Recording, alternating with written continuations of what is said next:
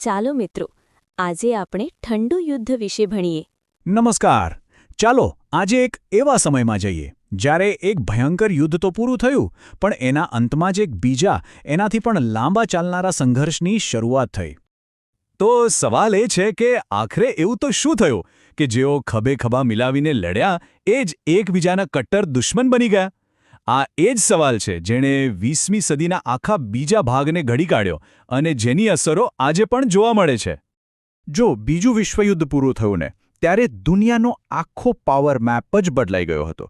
જે જૂની વ્યવસ્થા હતી, જે જૂની મહાસત્તાઓ હતી, એ લગભગ ખતમ થઈ ગઈ હતી અને એક નવી જ દુનિયા, એક નવી જ પાવર સ્ટ્રક્ચરનો જન્મ થઈ રહ્યો હતો.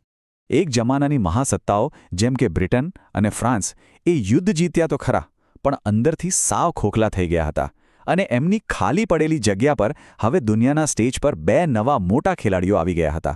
એક તરફ હતું અમેરિકા અને બીજી તરફ સોવિયત સંઘ.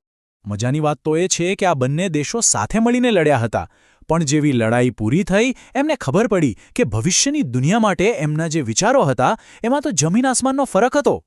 અને આ જે ઝઘડો હતો ને, એ કોઈ જમીન જાયદાદનો નહોતો.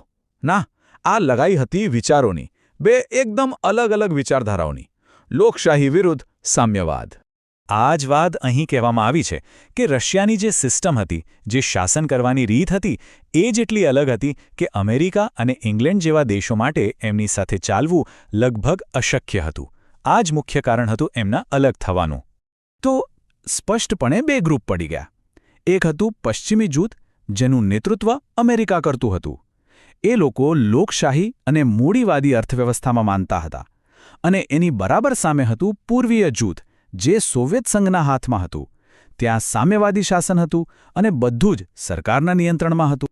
હવે જ્યારે દુનિયા આ રીતે બે ભાગમાં વહેંચાઈ ગઈ, ત્યારે આ નવી પરિસ્થિતિને સમજાવવા માટે નવા શબ્દો પણ બન્યા.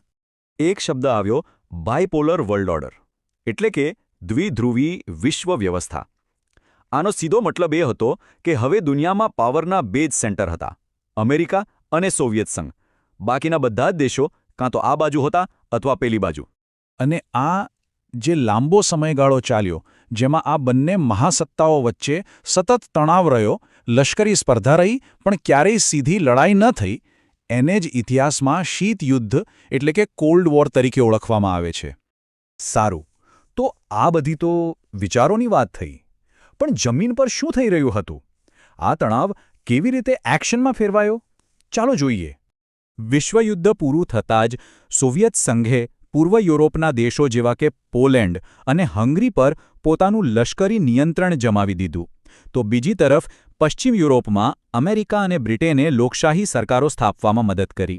અને પછી 1949માં સોવિયત સંઘે પોતાનો પહેલો અણુ બોમ્બ બનાવીને આખી ગેમ જ બદલી નાખી. આ વર્ષ 1949 ખૂબ જ મહત્વનું છે. કેમ? કારણ કે આ એ વર્ષ હતું જ્યારે અણુ બોમ્બ પર અમેરિકાની મોનોપોલી ખતમ થઈ ગઈ. હવે દુશ્મન પાસે પણ એ જ વિનાશક હથિયાર હતું. આનાથી આખો મામલો અનેક ગણો વધુ ગંભીર બની ગયો. હવે જ્યારે બંને પક્ષો પાસે પરમાણુ શસ્ત્રો હતા, ત્યારે પોતાની ટીમ બનાવવી જરૂરી બની ગઈ. એટલે આ જે વિભાજન હતું એને હવે ઓફિશિયલ મિલિટરી અલાયન્સ એટલે કે લશ્કરી જૂથોનું સ્વરૂપ આપવામાં આવ્યું. લડાઈ હવે ખુલ્લેઆમ સૈન્યના સ્તરે આવી ગઈ હતી. અને આના પરિણામે આખી દુનિયા જાણે કે બે લશ્કરી છાવણીઓમાં વહેંચાઈ ગઈ. અમેરિકાના નેતૃત્વમાં પશ્ચિમી દેશોને બચાવવા માટે બન્યું નાટો, તો એનો સામનો કરવા અને પૂર્વ યુરોપ પર નિયંત્રણ રાખવા માટે સોવિયત સંઘે બનાવ્યો વોર્સો કરાર. એટલું જ નહીં, સામ્યવાદને રોકવા માટે દક્ષિણ પૂર્વ એશિયામાં સિયાટો અને મધ્ય પૂર્વમાં સેન્ટો જેવા સંગઠનો પણ બન્યા. જો આપણે વોર્સો કરારની વાત કરીએ, તો એમાં સોવિયત સંઘ તો હતું જ, પણ સાથે પૂર્વ જર્મની, પોલેન્ડ, હંગેરી જેવા દેશો પણ હતા. આ કરાર દ્વારા સોવિયત સંઘે આ બધા દેશો પર પોતાનું લશ્કરી નિયંત્રણ એકદમ પાક્કું કરી દીધું. આ સીધો નાટોને જવાબ હતો. તો વિચારવા જેવી વાત એ છે કે આ જે જૂથો બન્યા, આ જે દુશ્મની થઈ, એનો વારસો આજે પણ આપણી દુનિયાને કેવી રીતે અસર કરી રહ્યો છે?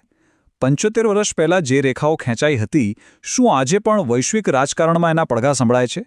આ શીતયુદ્ધ ભલે પૂરું થઈ ગયું હોય, પણ એણે પાડેલી તિરાડો આજે પણ દુનિયાના ઘણા સંઘર્ષોનું મૂળ કારણ છે.